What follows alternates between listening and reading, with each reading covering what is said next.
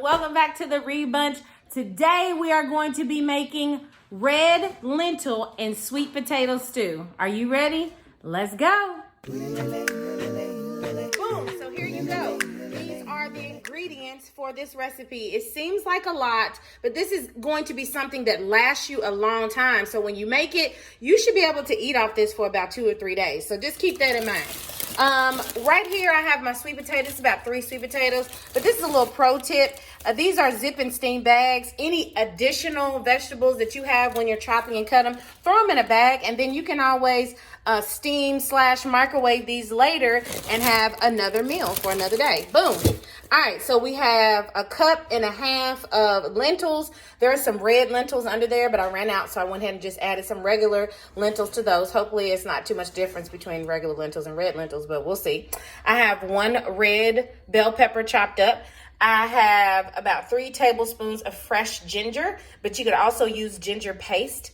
I have about 5 cloves of garlic here. This is fresh garlic that I pressed using my garlic press. However, you can use garlic mince that you buy in a container if you choose to.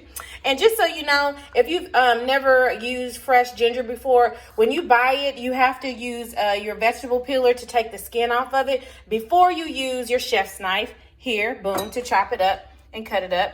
Here I just have turmeric, cumin, and curry powder, and I'll show you those amounts here. And then I also have some salt, a whole onion cut up, and I'm going to use 1 whole 32 ounce and then a half of another one to make the broth. So that's all that's going into this stew. You ready to start cooking? I've done all the prep work, so all we got to do now is dump and cook and stir and all those things. First things first, I'm going to turn my oven on to medium. There, I'm going to drizzle a little olive oil. I'm going to add, I'm going to add my seasonings and my onion. Pop, pop, pop, pop, pop, pop, bang. I'm gonna put my seasonings on top of my onions, and I'm gonna go ahead and add my red bell peppers. Okay, so now that our onions and our red peppers have cooked together and the onions are becoming just a little bit translucent, and let me just tell you the smell. Can you smell that? You just want to lick that spoon, don't you? I know you do. But now that they're cooking and you know, coming together, the flavors are merging, you're going to go ahead and take it to the next level. Take it to the next level with the garlic and the ginger. Well, that was ginger. Now we're going to put this garlic in here. If I can do this with one hand. Try that. And then I'm just going to go ahead and add the rest. Y'all see that red come out at the end?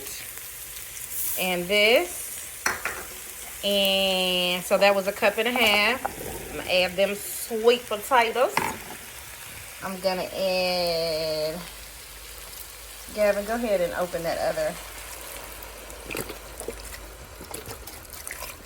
our vegetable broth. And before I finish this, let me show you what kind. This is Pacific, and the reason why I get this, let's see if you can see right here. Because it has water, carrot, celery, onion, citric acid, garlic, spices, and sea salt. But you see, in tomato puree, it has no sugar in it. I have looked and looked and looked, and this is the only vegetable broth that I found that doesn't have any yeast or sugar in it. So go ahead and add half of that one to it. And then we're just gonna cover this with a lid and let it cook. It'll be done, in my opinion, when you can stick a fork through the sweet potatoes and it goes all the way through. Yes. As you can see, the lentils have created a thick stew dish. We got our sweet potatoes and our pop of color with that red bell pepper right there. This is for sure a vegan meal. And one that would be great on the Daniel fast because we avoided sugar and yeast and meat and anything that had leaven in it. So this would be fantabulous.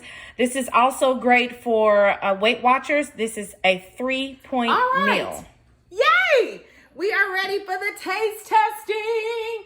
Now, let me just go ahead and say, I definitely added more salt to this dish. I seasoned it to taste, okay? So add your turmeric, your curry powder, your cumin, but also season it to taste. And that is spot on. Yes. Right amount of salt, pepper. Tastes really good. It's hearty. It's going to have a kick of sweet with that sweet potato. Now, this meal is good for those who are going vegan and good for those who are Daniel fasting.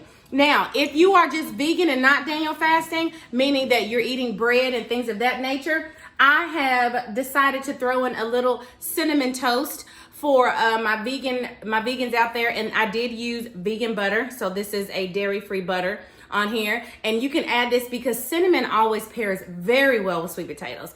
That's right.